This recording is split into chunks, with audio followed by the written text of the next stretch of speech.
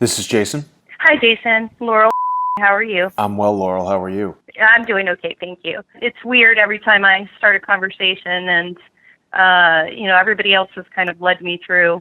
What do you mean? Led you through what? Well, just ask me the questions that they think are relevant Ah, to, my place in the story. sure. So after I found out, I had lots of streams of thought that I just kind of passed on hmm because I don't follow the news, the political news at least, Right. really at all. Right. So it's interesting. I mean, I think that the best thing to do is to start with how I heard about it and what took place there, and then maybe we can go into everything that happened. Yeah, yeah, If please. that's okay. Absolutely. So, okay. So let's see. Thursday before last, my husband took a call from Sean Boberg at the Washington Post. Uh-huh. And said somebody's on the phone for you, and I said, who it is it? And he muted it and said they sound, brusque or whatever. So I took the call, and he said who he was, and then said there's an investigation involving Hina and Imran. Do you know these people? You come up listed as a resident at one of the properties that's named in the indictment. So. Right. So I said yes. I mean, I'm surprised. And I said, yes, I do know them. And yes, I rented from them. And he asked when, and it was November the 7th of 2014 through July 31st, 2015. So I had a 9-month lease with them. And the reason for that was because Alex, I'm going to have to call him that because that's how I know him. I hope that's okay. Yeah. So, but anyway, Alex wanted to lease the property again in the summertime if he was able, so that a military person, probably changing schools with their kids, that's the time of year that they shop. So Now, are you in the military? so, and then I told him the backstory on myself, which was that I owned a at the time, and going through a separation with my husband at the time. We reunited since, but really That's tough good. time. And I was interested in a property that was close to where we own our home, so that I could be close to my children, and that fell through. So I reached out to him based on a Craigslist ad, I think, and I think I dug up that response or ad email.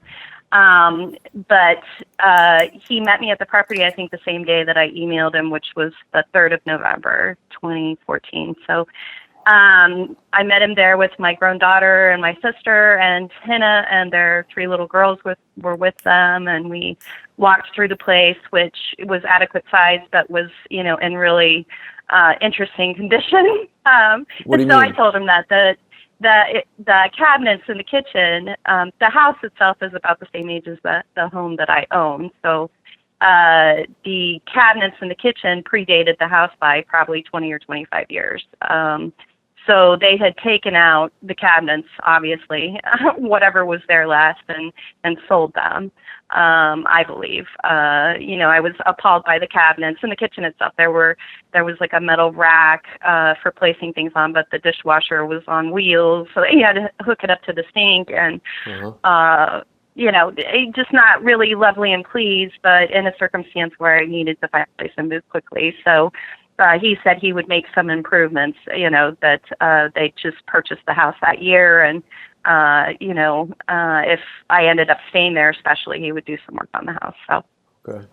So that was kind of that. I went through a process. I had to gather the funds to make the deposit, which I made in cash to him. And there's an email between he and I to do that. And then, moved into the property, and all this, strangeness started to occur. So at any rate, when I'm talking to Sean, I say all of that first, and then say, my experiences with them just really weren't good, and not having any background or understanding of what was really taking place, or anybody's affiliation. I have to tell you that I didn't know that Alex worked in IT. I knew he was a government contractor because I do some contract work. So that came up when I actually did file bankruptcy while I was living there. So I didn't know what party he worked for. I did share with him, and I did share, without knowing any of the party politics side of it, that, I was happy to help if I could in a federal investigation. I'm a patriot, and I say all this stuff. I'm an EEO investigator. So I made my kind of conservative leaning ideology clear up front. And, so the call ends with Sean, and he says, great, send me any of the documents that you have, kind of thing. And so I just start firing them off, and then I start firing off these messages of, things that are coming to mind that might be relevant or might be interesting, whatever. And at some point, as I'm doing this, I'm explaining to my husband what happened, and he finally stopped me and said, are you sure that you should be giving this stuff to a reporter rather than to, authorities or something? Uh-huh. And I said, that's a good question. So I emailed Sean and asked the question.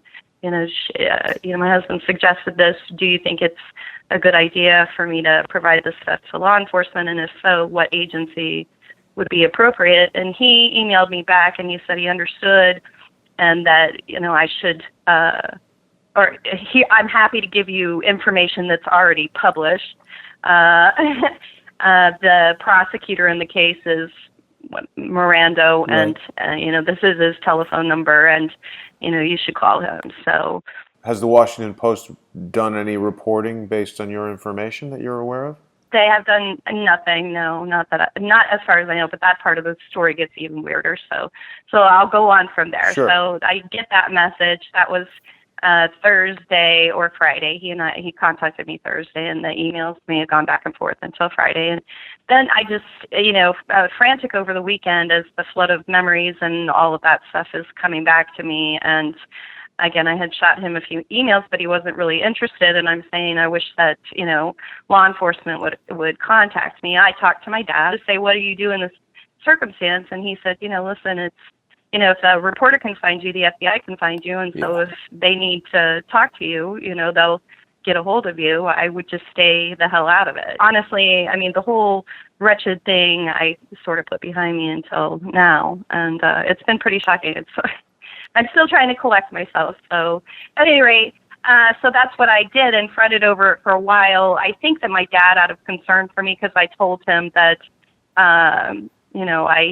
I wanted to just get all of it out of my hands, turn it over, because something might be important and whatever. I think he spoke to my older brother, who may have called the FBI, which is great. People concerned about my safety and everything else because they're reading the news, which I tried to read some and gather, and then it just, kind of expanded my anxiety. In the meantime, I'm waiting for FBI to call. I start reading the news, and I just see, so many articles. I talked to one reporter. Again, I'll explain further, and so then you'll understand where my thought process went with the whole thing. Yeah. I honestly think that they're working on the side of the defense. So, I agree. So at any rate, and the whole point is again, I have absolutely no phobias. I was so accepting of these people in this situation that I ignored all the difficulties and weirdness. I'm kind of a diplomat by nature. Again, my background is HR and EEO, and so What is EEO? I'm sorry, I'm not familiar with EEO. Equal employment opportunity. I'm an Okay. investigator in discrimination claims for the federal government. So Right. that's my job. So you're saying there was some weird interactions with the Awans, with Imran and Henna, but you said, hey, I'm all into not being suspicious or prejudiced about anything, so I'll just ignore this. Right. I mean, again, I feel like, and that was the other thing that my dad said was, you should talk to reporters, basically, which Right. I did. I instinctively up front just ran my mouth to Sean Boberg as though everybody's friendly and there's Right. no influence of any sort. So that's what I mean. It's important to me to stress that because I have no vendetta. And I even said it in the first call with him. I mean, he should have realized that all of it was authentic and new. And I also now get the impression, because of my stream of thought and my theories developing and some of the things that I've looked into since, that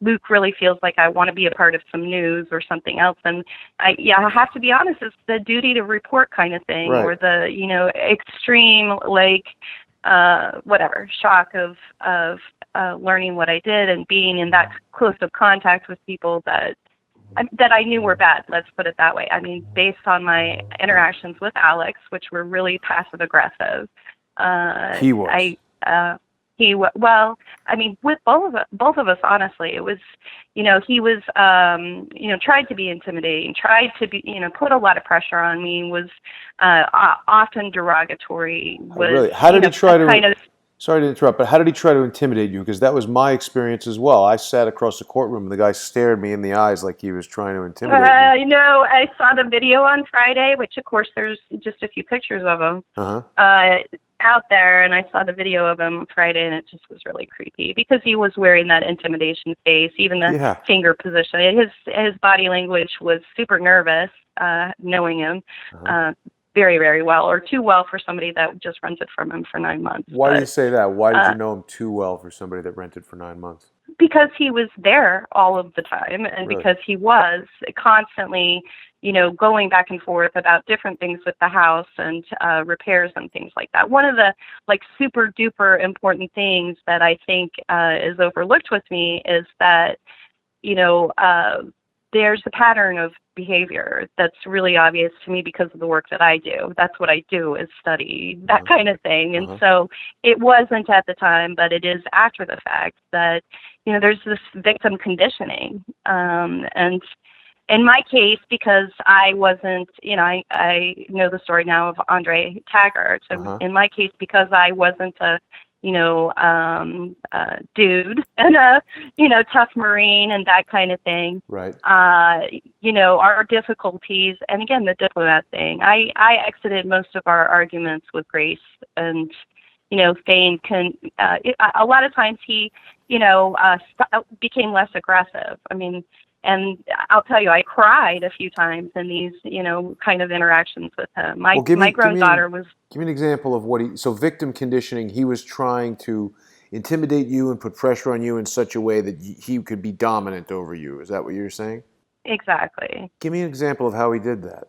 The, sort of blueprint or MO for what I think takes place with all of the people that he's victimized, either knowingly or unknowingly, in my case unknowingly, is fairly similar, or the people that he's done it in a close way. The difference is here that I believe I went through the victim conditioning process for someone that was meant to be, more of a victim than I actually ended up being. I extricated myself, thank goodness, from the situation. But at any rate, it begins with all of these financial things. There was, the cash payment. I started renting in November. Well, I need to say that too. Why I keep mentioning that date is the date that my lease began is the date that they purchased that house.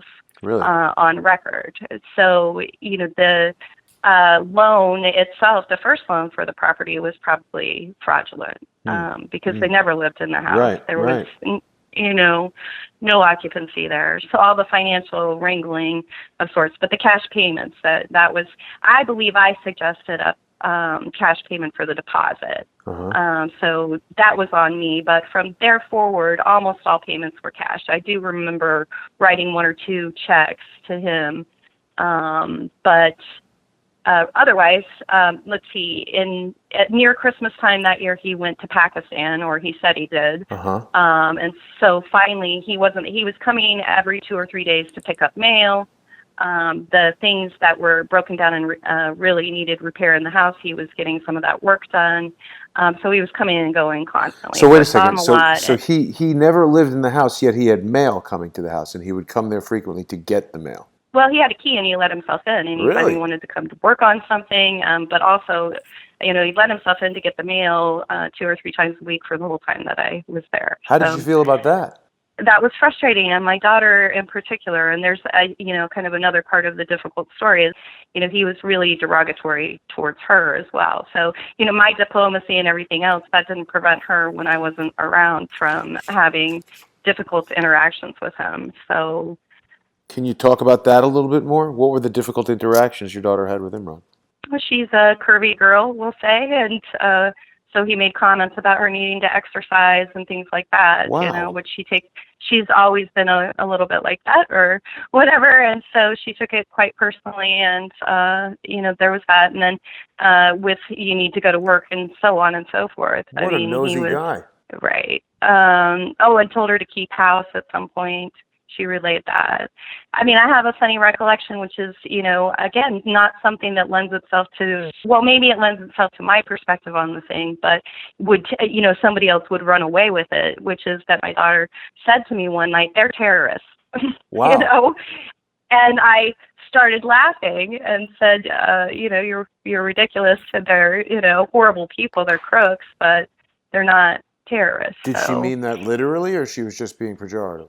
No, she said, no, I'm serious, Mom. She, since then we've laughed about it because we had an argument about it. But again, these are the kind of things that come to mind that lend themselves to what I'm saying. There was victim conditioning to the Right. point because I don't have any prejudice and because, I took him for an unscrupulous person, but not any kind of international, you know what I'm saying? Right, right. I come to his defense to a certain extent because our dealings were fairly professional, although he was aggressive again and demeaning and sort of tried to control or bend me to his thought process or to give in to these financial things, which were, again, mostly about repairs. The things that I was asking for, oftentimes he was asking me to pay for, which of course, A little on a ridiculous. 9-month lease isn't my responsibility. And, Yeah.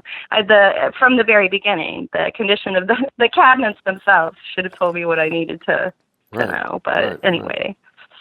So it goes on from there. I mean, I was talking about rent payments, the cash payments. So he's out of town. He's gone away for, he said he was coming back in February. So he left us alone, which was great. That was maybe the only peaceful time we had while we lived there. And my January payment was made to the old lady in the basement, I call her, because I'm still confused about who she really was. And you'll understand more why, because, I believe the relationships of some of these people are inaccurate or, it's confusing. I know a lot, and that's a hard thing too. I feel like a lot, when I'm talking about it, it may not seem to fit, but the point is that's what I knew. It may all be lies. I have no idea, but anyway, the old lady in the basement was supposedly his mother-in-law. What's her name? So they didn't give me a name then. So I only knew her as the mother-in-law. Now I understand that she's Soraya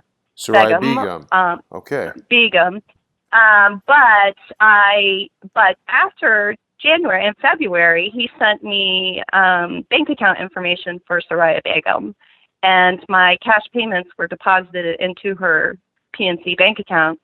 Each time I paid back cash. Do you have those? Do you have those records? The problem with it is, and this is where it gets really crazy, is I was hacked. Really? And I have the evidence of that too. I'll show you that, which is something that I told FBI and I told Luke that I'm again just a lowly tenant. Who cares if I was hacked? But I do think again that it lends itself to the MO. Yes, absolutely. Of the people that we're talking about. And then so my laptop also went missing, which isn't that great. And the hack, incidentally, which now after reading the news sticks out tremendously, was done by Dropbox. Really? So wow. Yeah. Never trusted Dropbox. Right. So, but I understand there's some, Debbie Wasserman Schultz apparently used Dropbox in particular in her, defense. Right. So.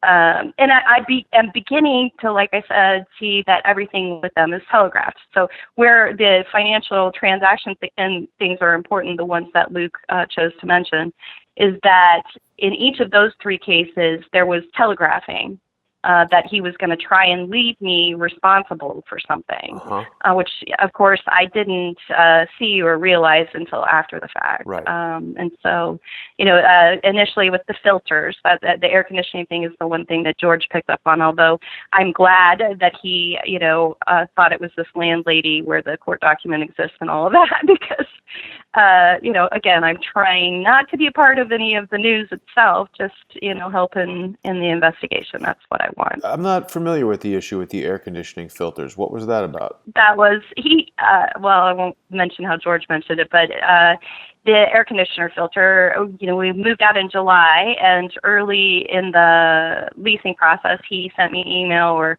communicated to me by text or something that he was going to replace the filters for me every 2 months. And, I would just have to pay for the filters, which was fine. Uh-huh. So,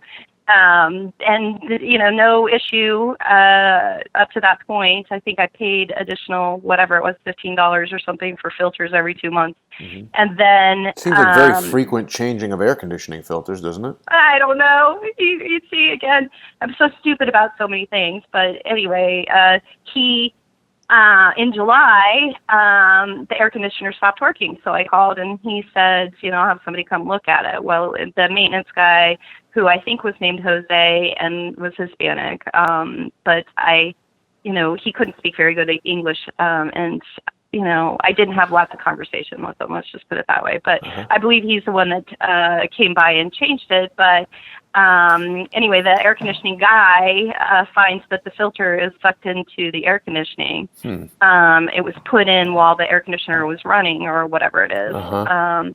And so then I go back. He was trying to pressure me into this 3-year lease, which the 3-year lease, when it all started to come back in memory, troubles me in a few ways. But anyway, trying to push this 3-year lease, and then he sends me this email saying, a few things. You need to change the filter every 2 months. So here he is, right as, at the end of my lease, trying to pressure me into a new lease, and then, reverts responsibility that was clearly his, right at this point that the air conditioner breaks. Right. So there, and then as I'm moving out, I find that, I actually did sign the 3-year lease, but then turned around and the last 3 months paying rent there, because I filed bankruptcy in May. So May, June, July, rent payments were really, really difficult. And at the very end, told him it just doesn't work for me. I can't afford it. You're not losing any time. So I do think that, or I have heard, I think Luke is the one that told me that the 3-year leases were in his mind just a design to, again, long-term gain, a setup because who stays in for residences? It's common for business to lease for that period of time, but Right. It is weird so at any rate, that was probably some sort of scheme as well. He says for finance. I say otherwise. I say that the 3-year leases were designed to leave other people responsible, just like every single scam Right. that I know of or went through with them. These broken routers or whatever the hell it was in the house that they lived in, that Andre rented. Right. I think they left them there on purpose. Why do you think that?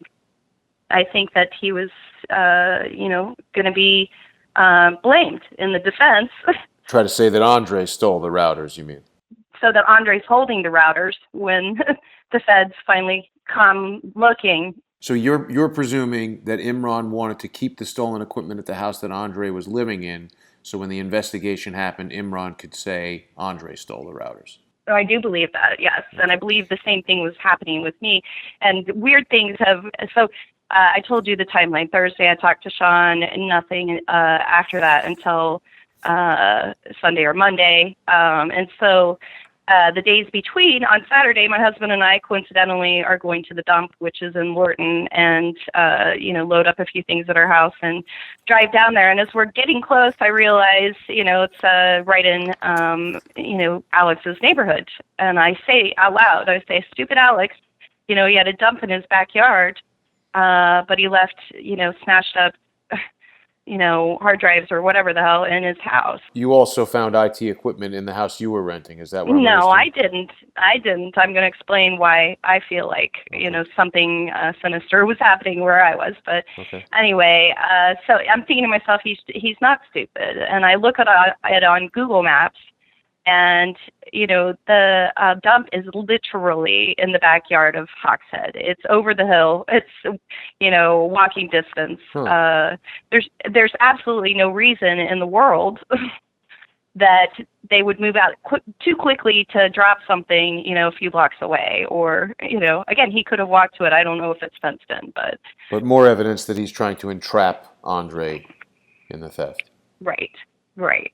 But anyway, so my experience was I was at the Sprayer Street address, and the property itself had two locked sheds that were off limits to me. They were padlocked, and he came and went from those and all those visits where he came to get I mail or he see. was working on the house. I see. One of them, strangely enough, was on the carport. It was an attached shed structure on the carport, and the light on the carport and inside the shed were on all the time. And so at some point, because of all this financial wheeling and dealing with me, and I think we were talking about something like that when it came up, I said, listen, I pay the electric and the lights are on all the time.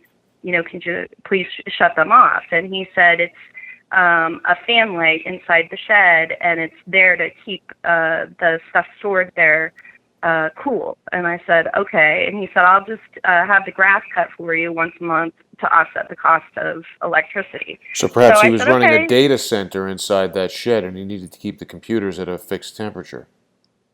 Right. So there's, and I don't know if you visited. I mean, I've heard a lot about Hawkshead, but I don't know if you visited the Sprayer Street address, but it is literally on Fort Belvoir. How much was your electric bill? I'm sorry to interrupt. How much was the electric bill every month? I have no idea. I honestly, too much, whatever it was. But, It was high. You found it to be high. Because one light bulb doesn't seem like it would use that much electricity. Let me say that I moved in separated from a husband who pays all the bills, so my perspective on it would be wrong. So whatever. It was. Can you obtain any records of those electric bills? Because one light bulb wouldn't really do that much to your electric bill compared to computer servers or some computer and some cooling device running the whole time. Well, and more interesting or important to me, you could look into that, and that is a good thought. But the more interesting to me is if they are tracing data, how much of it was being dropped there? Yes. And once again, the idea for him was to get a renter in place that was military.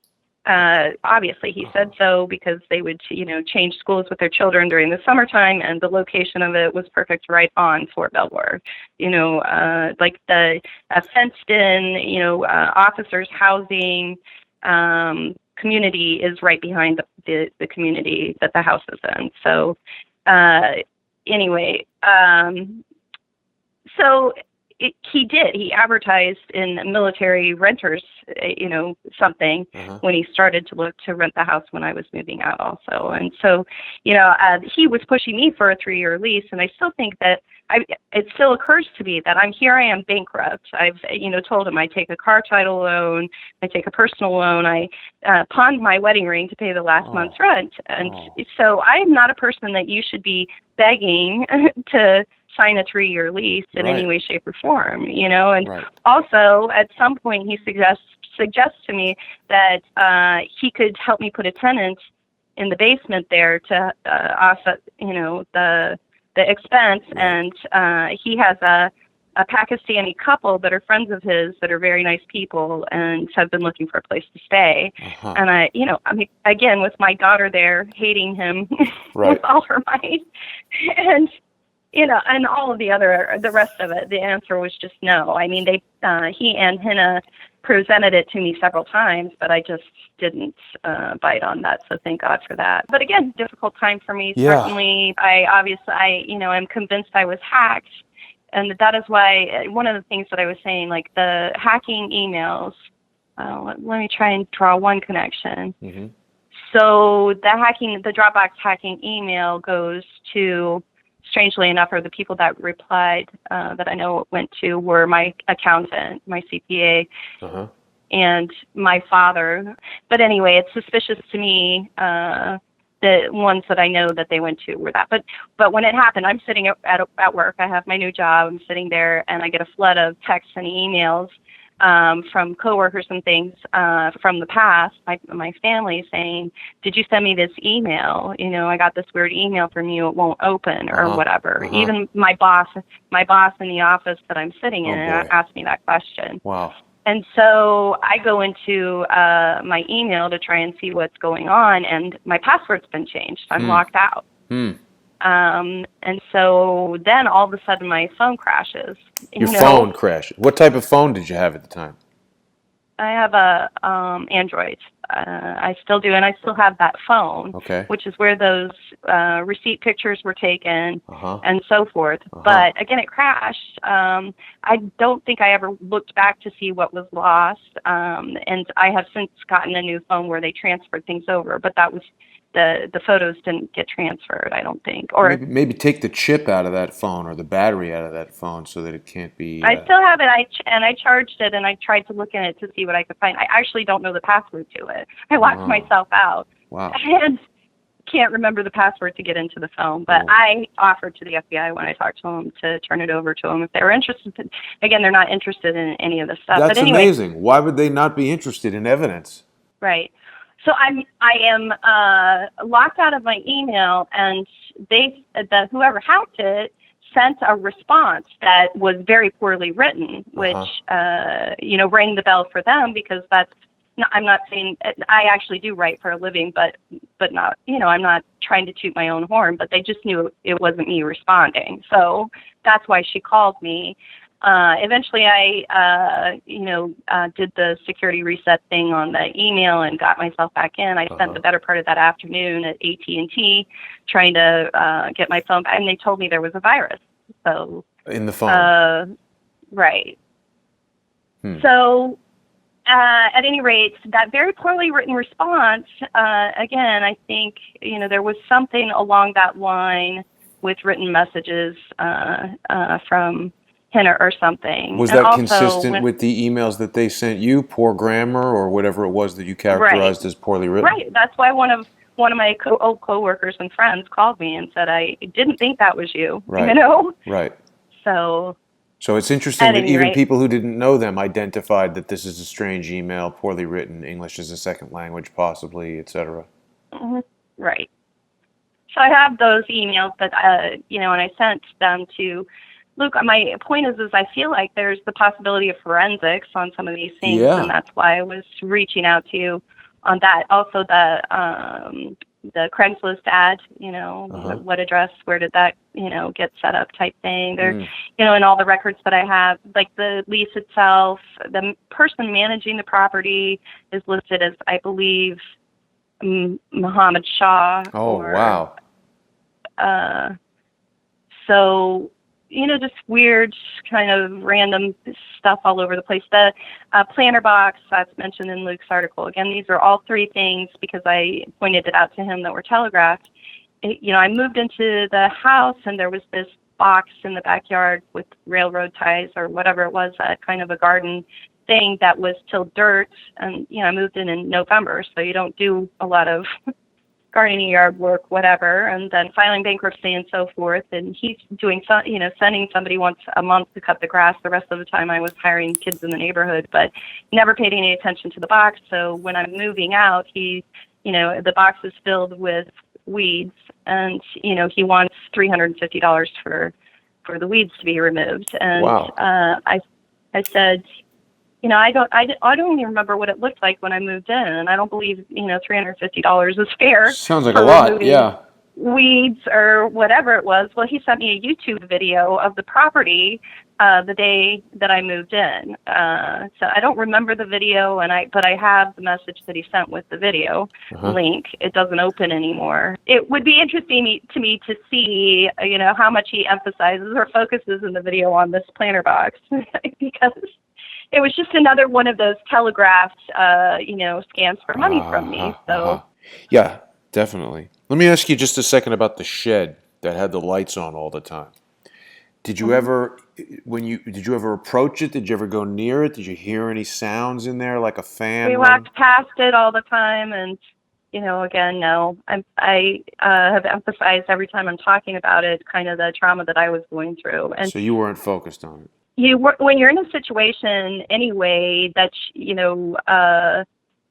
it's just sort of everyday life. Those kind of things don't really occur to you. It's after the fact when you apply Right. it Right. over Well, and top also of. now that you've heard Andre's story, I mean, when I spoke to him last week, it just struck me as strange. I mean, when I've rented properties, it's sort of like you see the landlord when you rent it, and then maybe occasionally if there's an issue, but sort of never. And here, there's all Right. these There's a part of interactions. me that doesn't want to. There's a part of me that doesn't want to make the association, though. I want other people to see it, but it is me who experienced it, and so Right. I'm the one that's drawing the conclusions. That's an interesting part of the Sean Boberg part of it too. Is that when he was talking to me initially, and I was just chatting away with no understanding of anything, he said, "I got your name from LexisNexis, and do you know any of these people?" And he starts reading off names. I had told him about the stacks and stacks of mail that came all the time.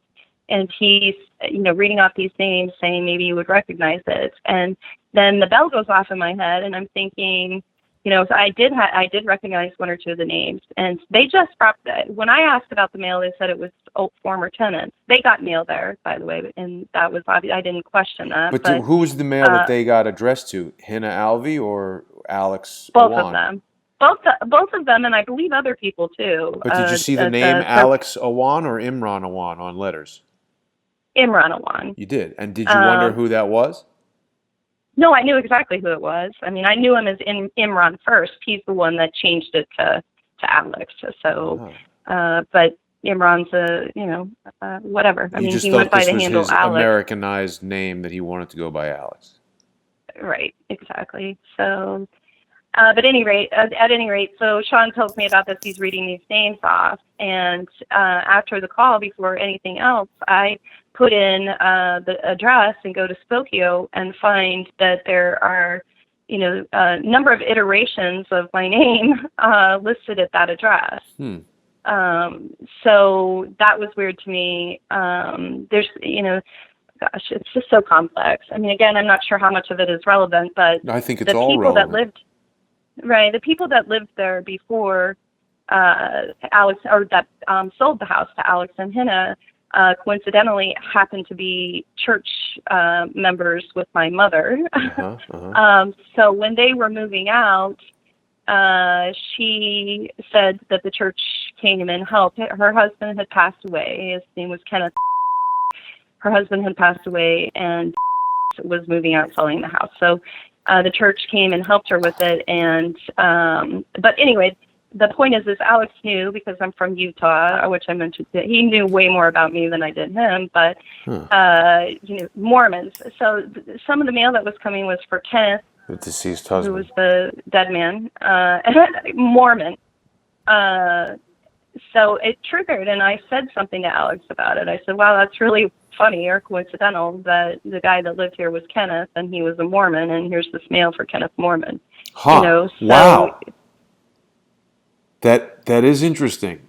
Almost as if Imran said, here's a good fake name for me to get things sent here under. Right, and I have a screenshot of the Spokio things. The other thing is that one of the names listed as a resident at the address, and what Luke said to me is, you don't know where any of this information comes from, where these services get the information. But it's super troubling, right. Because I honestly think I was hacked. I think that my identity has been stolen. I don't use multiple names. The only things that I listed or signed up for account-wise at that address were utilities, because once again, I maintain a home with my husband and children that was a few miles away. From what you're telling me, it seems like Imran has a variety. Another one of his MOs is to create these sort of fake personalities using names that he's maybe not so creative at creating, and then establishing those people as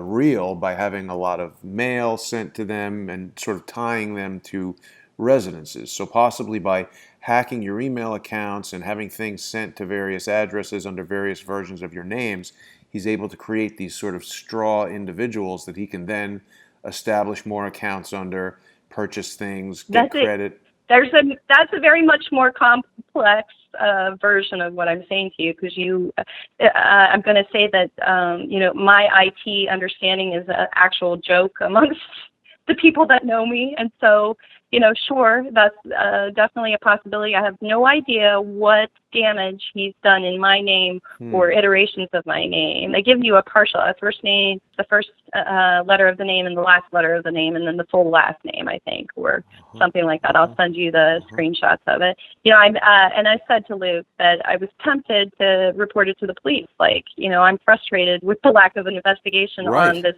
identity theft, which is the thing that alerted me to, maybe I should be talking to authorities. Nobody's taking seriously the idea that I was victimized this way at all, because look at who we're talking about and what they're accused of. So, Well, the other strange thing that's happening is, so you said the FBI seemed not that interested in investigating. Certainly. No, I mean, they told me, and I had told them that I had been contacted by reporters and that I had talked to them because that was the advice that I was given. But I was super relieved that the authorities had contacted me. So, but you had certain evidence. She made it clear to me that the grand jury investigation at this point is about the fraudulent mortgage loans and their lack of residency there, and there is where I come in, basically. And so the emphasis was there. You've presented evidence to me that seems quite substantial in other aspects of the criminal investigation. What was going on in that shed? Why is he creating all of these alternate names? Well, I told her all of that. Right. I insisted that I do, but she also did respond and say, again, I said I had talked to reporters, and a lot of this is coming to me now that I know what was taking place. Some of the things that were going on now make more sense when they're applied, if you know what I mean. Right. And her comment to me was that that I was free to talk to reporters, but the reporters' agendas were not driving their investigation. So that was the FBI agent that you spoke to? Right. Okay. But I did tell her all of the rest of it. The other interesting thing that I find is that the prosecution in the hearing the other day, they also seem to be charging Imran with only a fraction of the actual case. They're talking about bank fraud, but it does seem like theft but when of the charges were brought, remember when the charges were brought, at least if there's another bank fraud charge with their initial purchase of this house, they didn't know about that, or, But there's just a much bigger crime I'm presuming they weren't turning over every single lease that they held, you know what I'm saying? At any rate, the Sean Boberg part of it where it gets stranger is that after Luke printed his story, Luke gets the 123 email address off of my final communication to Alex about the deposit. He was withholding a portion of the deposit. I gave in on the $350 that was deducted. Then he said he had to... For getting rid of the weeds, you mean? Right. Then he needed to examine and look at everything else, including this air conditioner that got messed up, and he would let me know how much of the rest of the deposit would be returned. Wait, he wanted to now charge you for the damaged air conditioner that he was changing filters on and shoving them into the machine every 2 months? Exactly. Huh. So, but again, I'm taking the high road because that is my mantra, and just trying to get extricated from the guy. But I'm starting to get irritated because here I am in financial straits. He knows that, and I'm, pleading for the remainder of the deposit back, and he's ignoring me. And that message says, today, or it's past the date that we agreed on for the deposit of the remainder of the security deposit. Now after the fact, I realized I gave him my bank information to make the deposit of the remainder, which he never did, by the way. So anyway, the last email I sent, I found his 123 email address in my contacts because he had used it, I think, in our initial contacts. But by accident. Right. Our initial contacts, I couldn't find it. Remember, I've been hacked since. So, but all I had that remained was my message to him, where I finally put that email address on the message after texting and emailing and calling. The number was disconnected at that point. His number. So at that point, I add his work address, knowing that he works in government, and maybe if I contact him at work, he'll actually respond. Well, he did. By text, I believe, and he arranged for me to pick up the remainder of my deposit from his business partner, Raul. He told me, Raul. So I actually got to meet Rao, R-A-O, and I was sent to an apartment complex in Kingstown, which is very near where I live, and the building number, I couldn't find the building number he had given me. So I parked the car, got out of the car, and started walking through the apartment complex and called Rao, and he gave me walking directions to where he was standing. It was dark. I was creeped out. I was pissed off that I was going through this whole process to pick up my remaining deposit anyway, but he handed me an envelope of cash, and there was not, a ton of interaction. I do remember that I was creeped out, and I comforted myself by saying, this guy is creepy looking and it's dark, so just, and then again, I get in the car. That was my very end dealing with them, and I was you can't imagine how elated I was. Yeah. So at that point, I had no idea what kind of danger I had been in. I just had been harassed and worn down, and during a really tough time in my life, as I said. So, wow, that's an amazing story, Laurel. At any rate, what else was I going to tell you that was important? Well, about Sean from the Washington Post. Anything more about Sean him? from the Washington Post. So after Luke prints the article, the very next day, Sean sends me an email, which is a copy of me asking, should I contact law enforcement, him directing me to contact Miranda, and says, can you call me, please? So I call him. He doesn't answer. I leave a voicemail, and then I shot him an email in response to his email and said to him, I have a witness interview for EEO. I made sure he understood that's what it was for at 3 o'clock or something. So if you have time before. And so he eventually calls me back, and, it was a weird conversation. He asked me why I didn't contact Miranda, or if I had contacted Miranda's office, as he had told me. And I said, no, but the FBI got a hold of me. And he said, oh, is that interesting? And I said, yeah, actually, I think that, my brother was concerned about me and asked them to call or whatever. And he's like, well, when did you talk to Luke, before or after you talked to the FBI? And I said, it all actually came on the very same day, and it did. Why would he care about that, do you think? That's my point. But then this is the thing that blows my mind and blew Luke's mind too. He says, well, I let the U.S. Attorney's Office know about you. I gave them your information. The Washington Post said that. Yeah, Sean Boberg said that to me. So, I said, oh, good. Well, maybe that's why the FBI called. That was the end of that. Then he's closed a couple of times, the first time and the second time. If you learn anything more, or if you learn of any developments, please get back to me. Again, as though I'm chasing news or trying to make news, or, and he's the one that drugged me into it. So I sent him a kind of a passive aggressive, again, I guess I get roped into those semantic games, email saying, that I thought I appreciated him giving my information to the authorities. Now I'm on record as a victim, disassociated with any kind of wrongdoing, which is exactly where I belong. Right. Yes. See, the thing that's so amazing about this, Laurel, is that it does seem like the authorities, the prosecution, they're avoiding really important aspects of this case. And it's trying to be, they are trying to suppress it in some way to just basically make it into a bank fraud situation and totally ignore the important aspects, like Andre Taggart finding destroyed IT equipment at his house, like you. And I just wonder, the connection between media and the U.S. Attorney's Office. When I told Luke that Sean told me that, he said that's because when Luke asked me, how did the FBI, it's weird that I'm in touch with you and then the FBI is in touch with you immediately. Right. How did that happen? And I said, I think my brother called or whatever, but then I'm getting back to him and saying no. But when I said that to him, I said, or maybe Sean, told them or whatever. And he sat there and he sent me an email lecturing me about the fact that media would never do that, Who sent you that email? That media would never do that? Luke sent you that email. Luke. Because it seems to me that the Washington Post is a tool of the CIA. that is what I was trying to say. I mean, I saw that, and I wasn't sure why Luke didn't see that, you know? Yeah.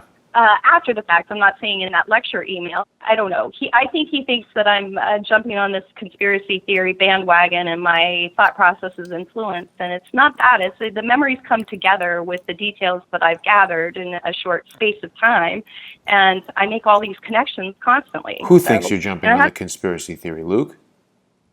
I think Luke maybe just thinks, maybe he thinks I'm being influenced by whatever I'm listening to and seeing, but also, you know, his track, and I totally understand and respect that, is that, you know, I'm just a stupid tenant, honestly. And even if my identity was stolen, it's not a matter of national security. You know what I'm saying? Well, but wait a minute. It is, because it speaks to the modus operandi of Imran Awan. And the fact that he's coming around these rental properties so frequently, and that there's this shed that constantly has the power on with a light and something that he describes as a cooling fan. What did he say was in there that needed to be kept cool? The things we're storing. I don't think he said it's kind of vague. It was. That's kind of vague. You know, again, I've said and I your feel high incredibly electric bills. Stupid. I feel incredibly stupid, and No. I know that I played the very perfect victim. And again, as you said, the MO, you know, there were perfect victims. There was the same kind of victim conditioning going on with either the people that, you know, were coerced into colluding or were victimized silently. I am one of the people that experienced it that's, you know, describing it, and that should be relevant. Yes, right? It is. It's very relevant. I mean, it's incredibly important that you've come forward and contacted me. I got to thank you, because I know a lot of people, particularly if you felt intimidated or you've got all this hardship, I mean, understandably so in your life, coming and talking to anybody about this is something that a lot of people wouldn't do. But I mean, I think we're at this kind of historic moment where, you know, I'm not the Washington Post. I'm, you know, a lot of people say just some, you know, dopey ex-Hollywood guy who's, you know, making 3D movies and suddenly started this crowdsourced news website. And I mean, I really, it's the reason that I'm contacting you, honestly, is because I've lost faith in the kind of obviously mainstream media with my experience with Washington Post. And then, you know, again, I'm not faulting Luke in any way, shape, or form, but he, you know, there's, and with you, there's a depth to this investigation that is, you know, way, way beyond anything that I have to say. You know, but that doesn't mean, and I've said to both of them and to the FBI, ask me any weird question, because unfortunately, you know, I had a relationship with these people, got to know them fairly well. You know, there was some emphasis in Sean's initial conversation. Well, there were two emphases in Sean's conversation and the FBI conversation that I found disturbing after the fact. And with Sean, it was Hannah as an IT specialist. He spent all this time asking me questions about, did Alex ever tell you that Hannah was an IT expert? And I said, no, he didn't say that. He said that she was very smart and she ran the property side of, you know, their business or whatever. And he said, did he tell you about the government contracting work that she did? And I said, no. He told me that he was a government contractor and it could pay very well when I was looking for a job. And I said, you know, I'm not qualified for government contracting that, like you're talking about. The work that I do is in the private sector, although it does pay very well. You know, I think he threw out a number. Like, I have friends that make up to $200,000 a year or something. Was he trying to recruit you for something? I have no idea. But I said, you know, the job that I've taken as a contractor pays $45 an hour, which isn't shabby. You know, that's around $90,000 a year. And for a girl who got a GED, that's pretty good. So not, you know what I mean? So, Laurel, would you be interested in me coming to meet with you and doing an interview like I did with Andre Taggart? No, I can't do that. That's fine. That was my point. I wish I could. I honestly wish I could. I do feel, again, a duty to report, and I keep trying to fulfill that, but I don't. Part of why I'm on the phone with you is because I don't feel like, you know, what I've been able to give or what I could give is going to be, used as it might be. So Well, wait a minute, I though. don't. The thing I mean, is, I can toil over it and say it's not an absolute no. I think that if the I don't know if the news, if the outcome of the investigation or the ultimate prosecution or something like that hinged on, somebody going on record and describing all of this, probably I would. I but feel it like does. it's, It does hinge on that. See, Andre Taggart coming forward and people like you who have you guys are the only material witnesses to this guy's crimes, and you're providing evidence just even in this phone call that, you know, my role here is to put this out to the internet, all this information, so that people collectively we come together and start to make noise. Because historically, the way these type of operations and the people involved in them work, I mean, for instance, when we went to the hearing the other day, Chris Gowan, who is Imran Awan's defense attorney, said something to the judge that I believe was a lie.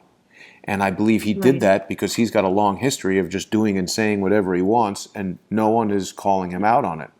And now, as Well, you've that said, brings me to a point I lost in our conversation and is important to me. And I've pointed out to Luke, who really just like almost declines to respond because I think it leads into religious territory or some such thing, or perhaps innocent victims of what's taken place. But that is that Alex and Hannah had a picture on their living room wall, a family portrait that was of Alex, Hannah, their three daughters, and Jamal, who I knew as Alex's nephew. mm-hmm. And Jamal he worked with Alex and the maintenance guy at our house. In fact, he helped me move. He was in the back of the pickup truck when we hauled everything to storage, Mm-hmm. and then I dropped him at Hawks Head. So the point is at the time that I saw the picture, I thought it was bizarre that this nephew would be in a family portrait of Alex and Hannah and their children. And so secretly, the whole time I knew them, I believed Jamal was his son. He resembles him. He's a little bit shorter in stature. And I got to know Jamal pretty well. I think everything that I learned was made up, maybe. He also brought a kid with him that I think was Wasim, or picking up names from the news, but there was another teenager around. Luke argued with me and said that there was another teenager living in the house that was Hannah's nephew, and I said, well, I see the potential for a identity swap there myself, even if two people exist. Were both of them called Jamal by chance, or what took place? But the Jamal that I knew, that was pictured on the wall, that was the nephew that was around. I know it. Luke questioned whether I was assigning the name Jamal to this person based on the news, I think. And I said no, because when they told me he was Jamal, I said I dated a boy named Jamal in my early 20s. Uh-huh. And he said, and Jamal said to me, it is a common Persian name and it means handsome.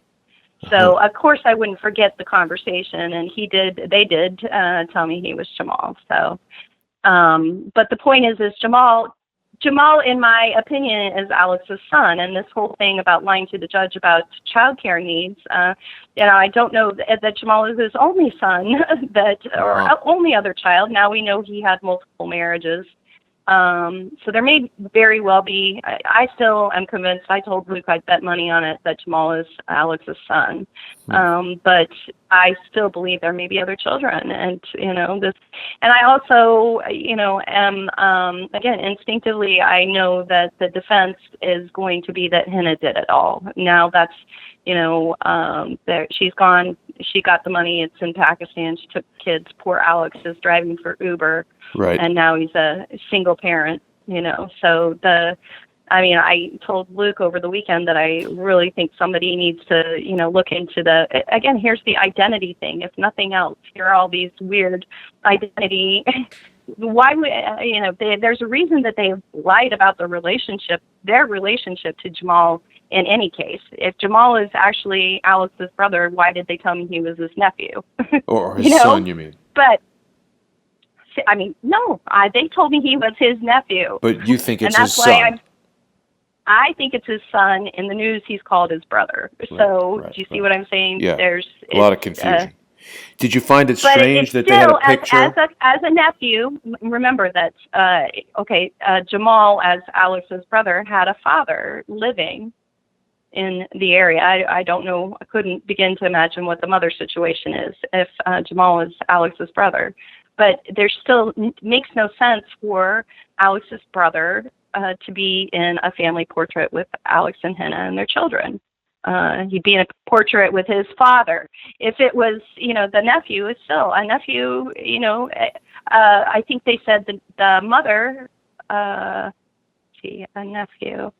So the grandmother was Soraya Begum, I guess, to this Right. kid that Luke says was actually Hannah's nephew. But anyway, very confusing, and I'm gonna say again, I think the identity swap part of it. Who are these people really, and what are their relationships really? Right.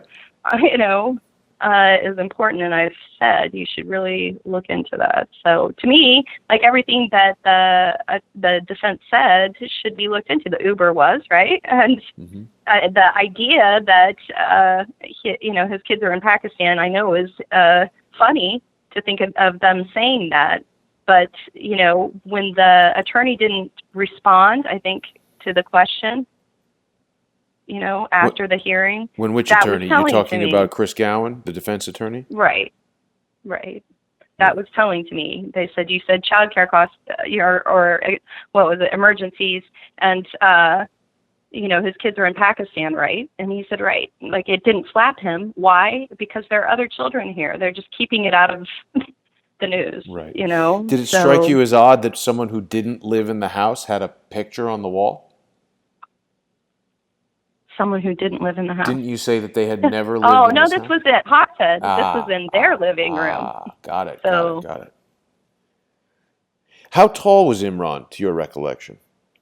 he's tall compared to me. I'm not super tall. So my husband's very tall. He's maybe not quite as tall. So I'm going to say 6'1", 6 foot, 6'1". It's not So exceptionally a nice tall, looking but man. You sat in front of him the other day. He didn't strike me as Sharp dressed, unusually nice tall. looking guy. So Well groomed for sure. So again, and I think I listened to a portion of your radio interview before my phone rang, but I think you were saying that the picture with this reporter that they are speculating was involved with them somehow, his murder's involved with them somehow, or whatever. Right. That picture isn't Imran, No. nor is one that I think I saw the cover of a guy sitting behind someone testifying in Congress or Yeah, that something. didn't look like Imran to me either. The guy It's not behind him. Trey Grau. It's not him at all.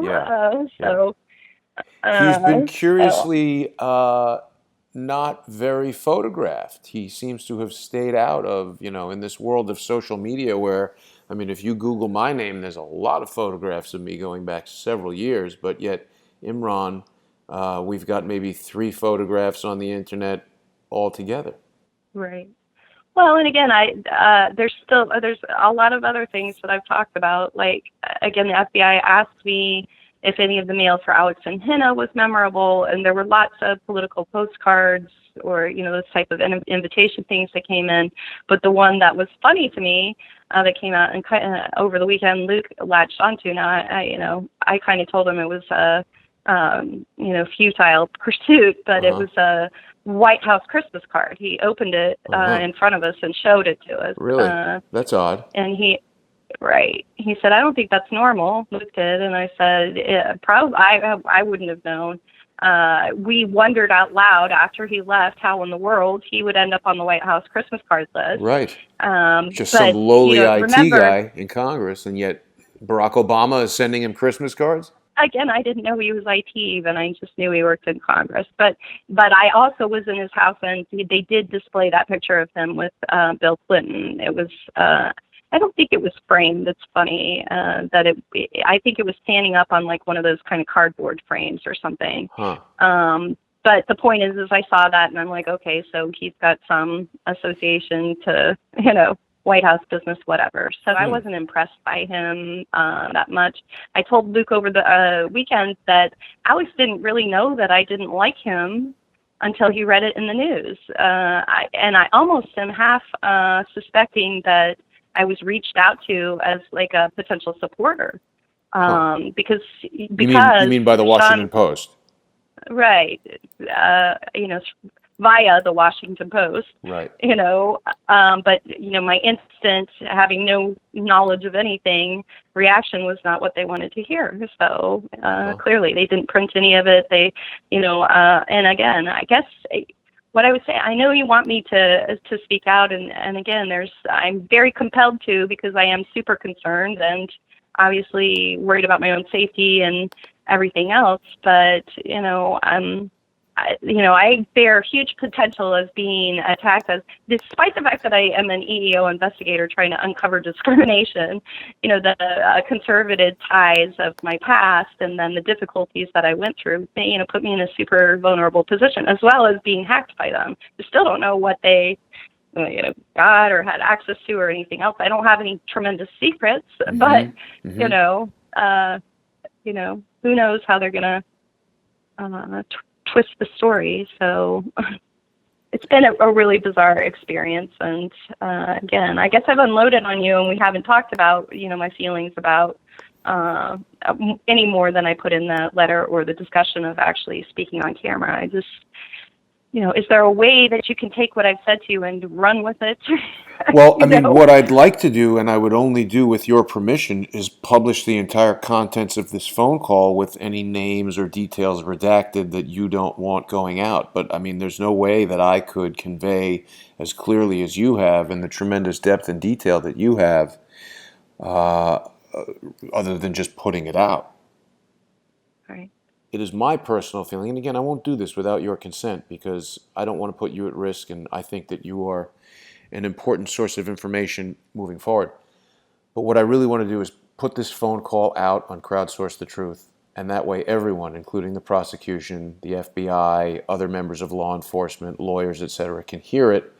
And it really compels, I mean, this is everyone. This is the general citizenry of the United States of America coming together through the use of technology, through the Crowdsource the Truth community, to compel those in the legal community, law enforcement, the courts, etc., who might be being fooled by people like Imran Awan, who might be being fooled by people like Chris Gowan, to compel them to accept this evidence and put it into the investigation. George has been doing various motions at the court and whatever, and he's navigating a very, very treacherous legal swamp there that he put. What I realize that I've watched a lot more of that part of it, rather moving on from what's been published, because it's so frustrating, as I said before, and as I've been relaying to Luke throughout. It's like, again, I have an instinct about the motives and things behind things. There, one other thing that I did when I was just looking into things myself was, I said, after I left that dump, we decided to go to Dairy Queen, and I passed by this beautiful new mosque that's within a mile of the Hawkshead address. Mm-hmm. And I got chills, and I'm thinking to myself, who built that? How was that paid for? And this is a guy that chases glory, that's got a lot of money missing. Mm-hmm. And so I Google trying to find a picture of it so I can send it to Luke, and I can't find the picture of it exactly. I searched Mosque Lorton, and I can't find a picture of the one that I actually saw. I don't know if it's even listed, but in the search comes up one that is on Hawkshead.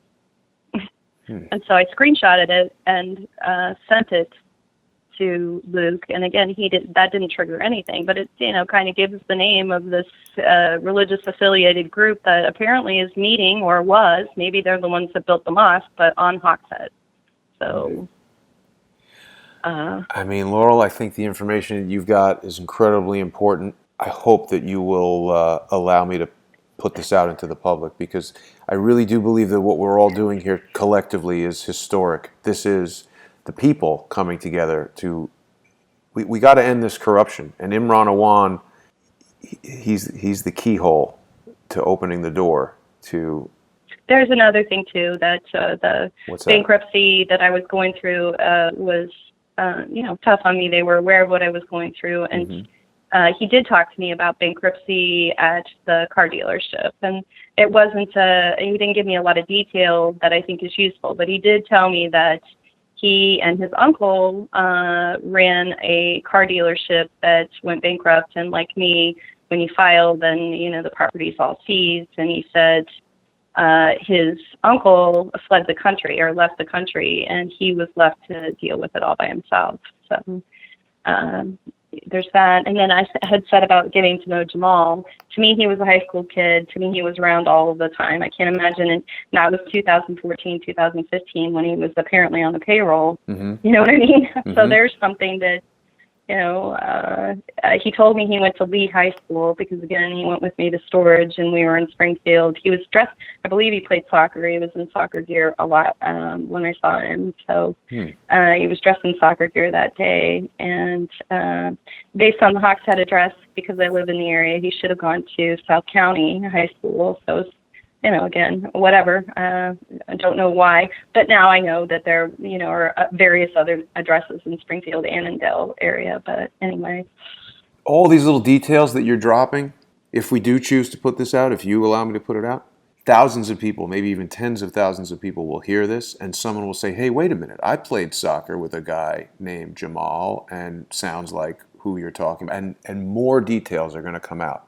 We've got a prosecution that's not even paying attention to the fact that a retired U.S. Marine, a Marine veteran, has found smashed IT equipment. They're not connecting the dots. And you have got so many dots that you're putting out. I really think we've got to share this. Think about it.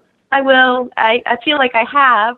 I actually trust. I mean, you guys have chased down so many leads that I trust that. And again, I would really like forensics done on the things that I think, my phone, the hack Absolutely. email where the, poor English when they responded back and I was locked out, and the, YouTube video, maybe if forensic could track down, that so that it could be viewed again and see what emphasis was put. I mean, it lends itself to these long-term setups for financial gain and to leave somebody else responsible. So absolutely.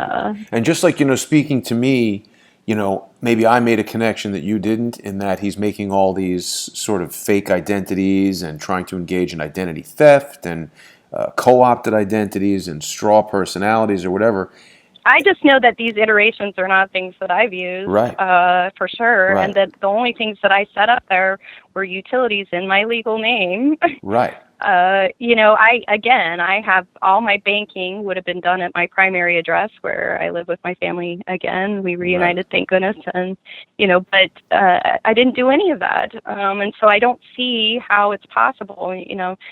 Every address I've lived at in 30 years is present, but I can identify the ones that are, true and correct and aren't. And the 4809 address is correct, but all these different names or variations of my name are not, So, but the variations only appear at that address is my point. You won't find any non-legal. I've been married twice, so of course I have, and a given name. So, but to turn it into or to what were they? I mean, just weird stuff. I would like to know, but I haven't taken the step of paying for the service to find out what they. Again, I told Luke I may call the police. He didn't want to advise me on what direction to take with that. I'm sure he would love for it to be a police report. And there is the way that I, kind of probably would have had to come out and say, okay, this is what happened. But because of the weird pressures and strange feeling of threatening, I was thinking of just hiring like an identity theft service. So like LifeLock or something like that to do, a search on my name. So it's frustrating. I thought about I looked up even and thought about an identity theft attorney, because what if there's something that was done and I need to, in my name, that I need to protect myself against. But I feel like right this getting myself an attorney would seem aggressive or strange, I don't have anything to, Right. To I mean, I haven't hide done or anything anything like that. wrong. Right. Right. Right. Yeah. No, I mean, I can't advise you in that regard, but I mean, the only advice that I would give, and this is, of course, my opinion, the methodology that we've been operating on is sort of, the more open you can be about this information. I mean, obviously, when you know this and you don't share it with anyone, or not you, but when a person has important information about a conspiracy, and obviously, if we've got Imran and Henna and Jamal and all these other people, they're conspiring potentially to do something. So when you've got that information and you don't share it, they have a motivation to silence you. But once it's out, and out in a very public kind of capacity, that puts them in a compromised situation in terms of trying to do any harm to you, because it just brings more evidence against them, and they know that. So it would discourage them from doing any harm to you or trying to silence you in any way. And I Well, really. Luke and I had a great conversation about that, because honestly, the way that I've reacted is the way that a victim would react. And so once again, with this MO You mean of by not what's saying anything? occurred, right? A victim is angered and worried and Right. comes forward and says, please help me. This is a circumstance. They don't defend their, do you understand what I'm saying? Yeah. It's, if the evidence leads to the point that your identity, like the 123 email, has been, taken away, then your response is to say, look, I'm innocent. I haven't done anything wrong. And, so again, that's what I'm trying to do, but I'm really, really trying not to be a target. I have no idea what those people took from me or what they could try to, pin on me or whatever it is. And once again, I almost feel like I was never viewed as a victim or as anyone threatening, and just wonder if I might have been brought up as somebody who would be supportive or, whatever. So I don't know. I mean, I think you've done the right thing. It's very confusing. It's a very frustrating feeling. It's kept me up at night. I don't, want to expand my importance to anything. I'm not seeking attention of any sort. I need to have a clear conscience. And I don't know that not worrying about my safety or, the ramifications of everything is even possible, no matter what happens. But Right. I thought about reaching out to Andre, honestly, and Well, I saying, think Andre, connecting you guys would be yeah, important. Andre, help me. Yeah. What am I supposed to, do about this? I mean, he's been very brave, and I identify and respect much or most of what he has to say. Mm-hmm. And we have like minds, even being on opposite ends of the spectrum. Exactly. And any surface judgment, we would be unrelated in every way, but we, are just victims of the same people. So, right, because as Mr. Hudson and George have said, it's not about right and left, it's about right and wrong, and I think we all agree on that. Right. My plea to you again is why not take what I have and do something forensic? I know you guys have called in Well, I would love specialists or to. experts. I would love to do that. Definitely send me whatever material you have. But again, my personal ability as an individual, I'm not a forensic expert. I can put information out. I can kind of be the sort of hub. And when I put this out, I guarantee you I'm going to get a dozen emails from experts who can do that. Right. I'll leave you with one other thought, because I don't think that you should do this. But someone has contacted me with regard possibly to suggesting this to Andre, that in the state of Virginia, citizens can initiate citizen arrests. And I don't know what that would entail, and I certainly wouldn't encourage Andre to do anything that would put him at risk. But I can tell you that Andre is a hell of a lot tougher than I am, and going and initiating a citizen's arrest to bring criminal charges against Imran Awan for the theft of this equipment, if the government won't do it, because they just are preoccupied with this bank fraud. And I think we're developing an incredible body of evidence to indicate that he was, in fact, stealing information, possibly running a mini data center in the shed in your backyard. Right. And setting people up to take responsibility Setting for it. people up Again, to take responsibility for it, both creating fake Both identities. Andre and I were like really, I don't know whether he was pressured, but as I said, I wasn't a desirable tenant. I was really pressured to sign a 3-year lease, which made no sense whatsoever. Right. And there was some reason for that. And Right. to me, the reason it makes sense, and again, the dump thing, the reason it makes sense is, they I was a great person to leave responsible because I was so complacent, not complicit. Right. Right. I just, wanted to keep the peace and wanted less drama, not more. So Right. anyway. All right, Laurel. Well, listen. So I would like to talk to Andre, I think, at some point, and Okay. just say, I mean, from a integrity over self, or I don't know, from that perspective, how do you handle that? Because my business closure was in the news. That was incredibly embarrassing to my family already. I don't, that's going to be dredged back up. And so there's just, in his case, there's so much less potential to be, to have your character, which has nothing to do with this case, and again, I'm not saying that my character is bad, but I am definitely not proud of my business failure or the separation that was taking place that led me to have to move out, etc. That's not I understand how stuff you that I feel. want aired in the news. I've had So, both of those things happen in my life, and I understand how you feel. That's not pleasant, losing a business, losing a marriage, those sort of things. But I mean, that sounds very good that you've reconciled with your husband. That's wonderful. People understand that. I mean, listen, Laurel, I know I'm kind of being persuasive or doing my best to do that, but I think that irrespective of anything that's happened in your life, and frankly, what you've described to me is, and I'm not trying to minimize your feelings about it, but this is normal stuff that happens to honest people who are trying their best, and not everything is successful.